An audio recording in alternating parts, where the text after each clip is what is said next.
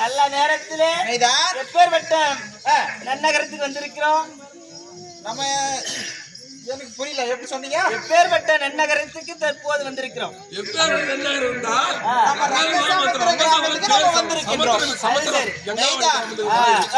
ரங்கண்ணா திருவரங்கம் எம்பெருமான் பள்ளி கொண்டுகிற அரங்கம் ரங்க சமுத்திரம் சமுத்திரம் எப்படி? கடல் கடல் பார்க்கடலே பள்ளி கொள்ள வரநாமன் வாழும் ஊர் என்று அர்த்தம் இல்லையா? மெய்தா சுவாமி அப்பேற்பட்ட புனிதம் வாய்ந்த இந்த புனித பூமியிலே கொள்வதாக விற்றிருக்கிற மகா காளியம்மன் முன்பதாக நம்ம நாடகம் எடுத்திருக்கிறோம் இல்லையா?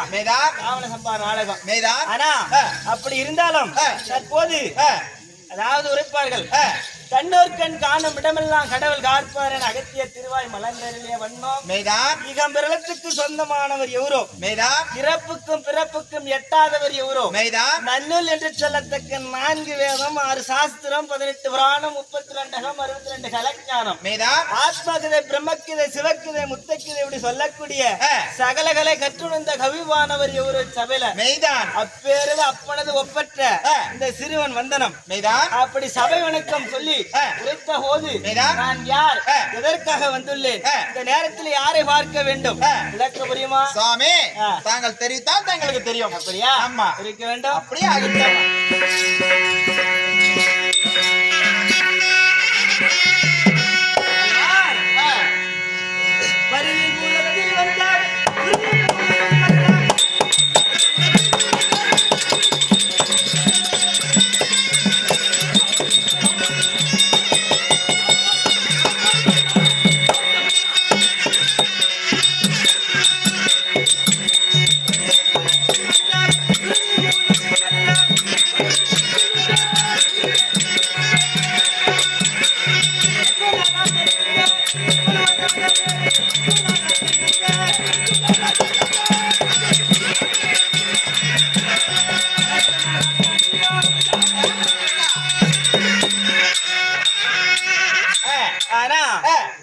எப்படி என்றால் மெய்தான் பரிதி குலம். மெய்தான் பரிதின்னா சூரியன் என்ற அர்த்தம். மெய்தான் அந்த சூரிய குலத்திலே மெய்தான் ஸ்ரீராமச்சந்திரன் இருக்கிறார் அல்லவா? மெய்தான் சுவாமி. அப்பேற்பட்ட புனித புதல்வன் பிறந்த புனிதமான குலத்திலே பிறந்த மெய்தான் என்னுடைய பேரு வந்து லட்சுமண பெருமான் இருந்தார். ஓ தாங்கள் தான் லட்சுமண பெருமான். அப்படியே ஆகிட்டு சுவாமி. லட்சுமணரா இருந்தாலும் எனது அண்ணன் ஸ்ரீராமச்சந்திர மூர்த்தி மெய்தான் கௌசல்யக்கும் நானு கைகேகிக்கு மெய்தான் பரதனும் சுமத்திரைக்கு சத்ருகுணம் லட்சுமணமாக மெய்தான் நால்வர் பிறந்தோம்.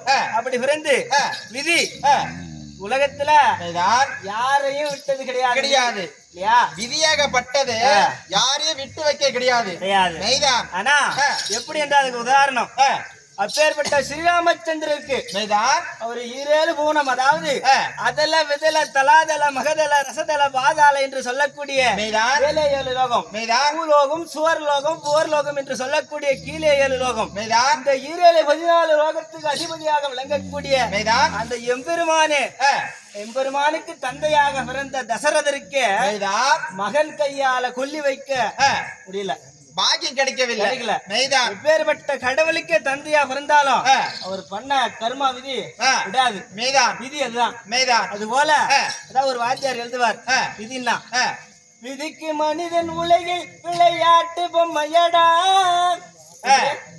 விதிக்கு மனிதன் உலகில் விளையாட்டு பொம்மையடா, மெய்தான் மீனாசை கயிற்றில் ஆடு பொம்பரமாக நில்லையடா, இது மனித வாழ்வடா, நீ உணர்ந்து நடடா. மெய்தான் இல்லையா?